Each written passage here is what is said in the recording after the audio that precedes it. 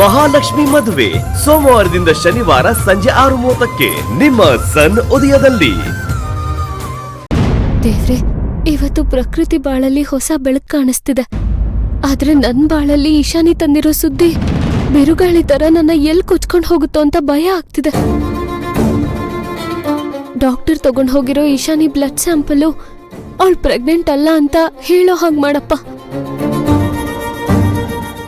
ಅಪ್ಪಿ ತಪ್ಪಿ doctor positive ಅಂತ ಹೇಳ್ಬಿಟ್ರೆ ನನ್ ಸಂಸಾರ ಚೂರ್ ಚೂರ್ ಆಗ್ಬಿಡುತ್ತೆ.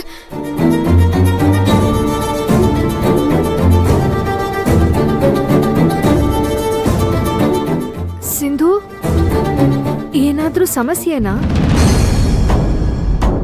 ಪ್ರಕೃತಿ ಅವರೇ, ಈಗ ಸಿಂಧು ಅವರು ಹೊಸ ಪ್ರಾಜೆಕ್ಟ್ ಮಾಡ್ತಾ ಇದ್ದಾರೆ. ಅದಕ್ಕೆ ಅವ್ರ ಗಮನ ಎಲ್ಲ ಅಲ್ಲೇ ಇರುತ್ತೆ.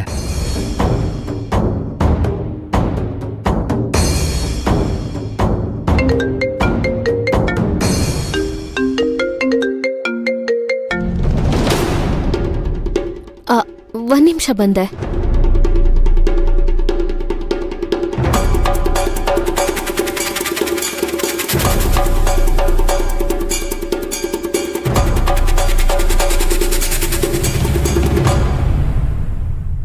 ಹಲೋ ಡಾಕ್ಟರ್, ಹೇಳಿ. ಹಲೋ ಸಿಂಧು. ಹಾ ಡಾಕ್ಟರ್, ನಿಮ್ ಫೋನ್ಗೆ ಕಾಯ್ತಿದ್ದ. ರಿಪೋರ್ಟ್ ನೆಗೆಟಿವ್ ಅಂತ ಬಂತು ತಾನೆ? ಇಲ್ಲ ಸಿಂಧು.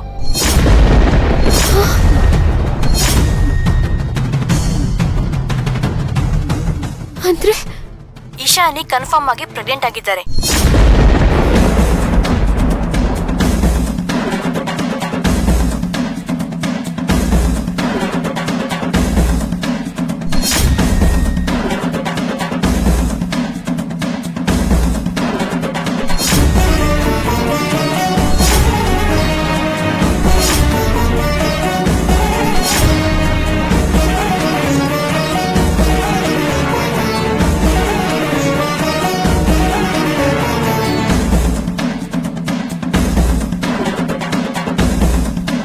ನಾನು ಪ್ರೆಗ್ನೆಂಟ್.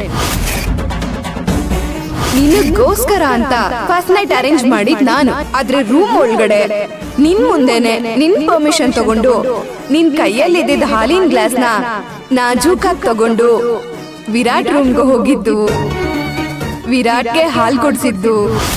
ಅವತ್ ರಾತ್ರಿ ರೌಡಿಗಳಿಂದ ನಿನಗ್ ಹೊರಗ್ ತೊಂದ್ರೆ ಆಗ್ತಿದ್ರೆ ಒಳಗೆ ವಿರಾಟ್ ನನ್ ಮಗುಗೆ ತಂದೆ ಆಗೋದಕ್ಕೆ ರೆಡಿ ಆಗ್ತಿದ್ದ.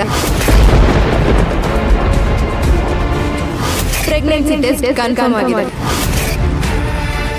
ಬಟ್ ನಾನು ಕನ್ಸೀವ್ ಆಗಿರೋದು ನಿಜ ಅಂತ ಇವತ್ತು ಗೊತ್ತಾಯ್ತು. ನೀನ್ ಎಲ್ರೂ ಕಣ್ಣಿಂದ ದೂರ ಹೋದ್ರೆ ನಿನಗೆ ಒಳ್ಳೇದು. ನೀನೇನಾದ್ರೂ ಹೋಗಿಲ್ಲ ಅಂದ್ರೆ ನನ್ನ ರೂಮು ಕಳ್ಸಿದ್ ನೀನೇ ಅಂತ ಎಲ್ರಿಗೂ ಹೇಳ್ಬಿಡ್ತೀನಿ.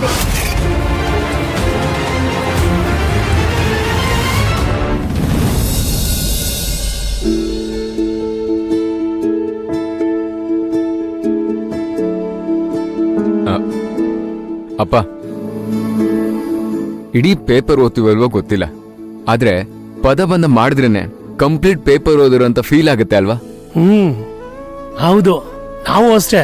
ಚಿಕ್ಕ ವಯಸ್ಸಲ್ಲಿ ಸೊಡಕು ಬರ್ದ್ಬಿಟ್ಟು ಆ ಉತ್ತರ ಯಾವಾಗ ಬರುತ್ತೋ ಅಂತ ಕಾಯ್ತಾ ಇದ್ವಿ.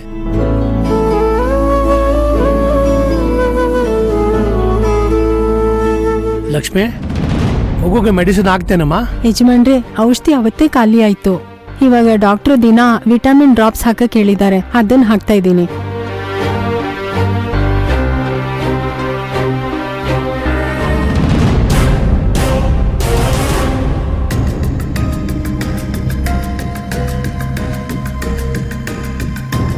ಭವಾನಿ, ನಿಂತ್ಕೋ. ಬೆಳಿಗ್ಗೆ ಎದ್ದ ತಕ್ಷಣ ಮಗು ಅಳ್ತಾ ಇದ್ರು ಡ್ರೈವಿಂಗ್ ಕ್ಲಾಸ್ಗೆ ಹೋದೆ ತಾನೆ. ಈಗ ಮನೆಗೆ ಬಂದ್ಮೇಲೆ ಮಗುನ್ ನೋಡ್ಬೇಕಂತ ಅನ್ಸ್ಲಿಲ್ವಾ ನಿನ್ಗೆ? ಅಥವಾ ಮಗು ಮನೇಲಿದೆ ಅಂತಾನೆ ಮರ್ತೋಗಿದ್ಯಾ?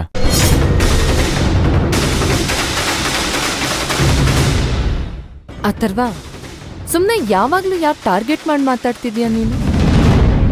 ಈಗ ನಾನ್ ಏನ್ ಮಾಡ್ದೆ ಅಂತ ಮನೆಗ್ ಬಂದ ತಕ್ಷಣ ಹೀಗೆಲ್ಲ ಮಾತಾಡ್ತಿದ್ಯಾ ನೀನು? ನಾನು ಮಗು ಬಗ್ಗೆ ಮಾತಾಡ್ತಾ ಇದ್ದೀನಿ.